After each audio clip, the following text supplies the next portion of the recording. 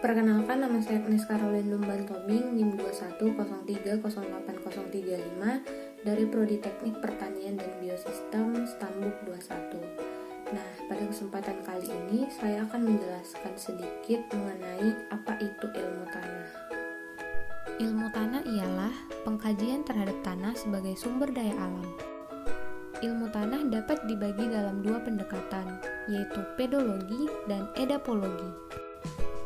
Yang pertama yaitu konsep pedologi, yaitu pengkajian tanah yang meliputi morfologi, klasifikasi, dan segala hal yang berkaitan dengan proses-proses pembentukan tanah dan faktor-faktor pembentuknya. Adapun morfologi ialah sifat-sifat yang terdapat pada berbagai lapisan tanah dan susunan dalam lapisan tersebut. Dan klasifikasi sendiri berhubungan dengan kategorisasi tanah berdasarkan karakteristiknya masing-masing. Nah, untuk menentukan jenis atau kategori tanah dapat kita lihat dari perbandingan dari tiap fraksinya, yaitu perbandingan antara pasir, liat, dan debu, di mana nantinya total keseluruhan dari tiap fraksi ialah 100%.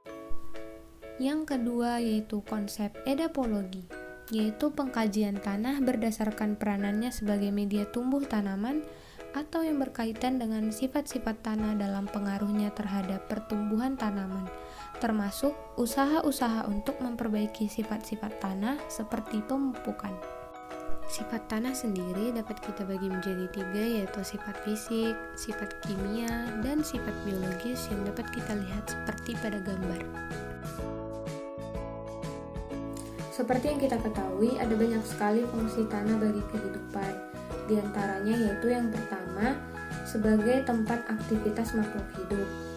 Contohnya hewan dan tumbuhan yang memanfaatkan tanah sebagai tempat untuk hidup dan berkembang. Kemudian yang kedua, sebagai media bertani, di mana sebagian besar para petani memanfaatkan tanah sebagai lahan untuk bertanam. Kemudian yang ketiga, tanah sebagai tanggul alami. Biasanya dimanfaatkan di daerah pinggiran sungai untuk meminimalisir terjadinya banjir. Kemudian yang keempat, tanah sebagai sumber mata air, di mana tanah memiliki kemampuan dalam menyerap air, sehingga air yang telah diserap tadi dapat kita manfaatkan kembali sebagai sumber air. Kemudian yang terakhir, tanah berfungsi sebagai bahan baku pembuatan karya seni, misalnya dalam pembuatan pot, vas, dan juga guci.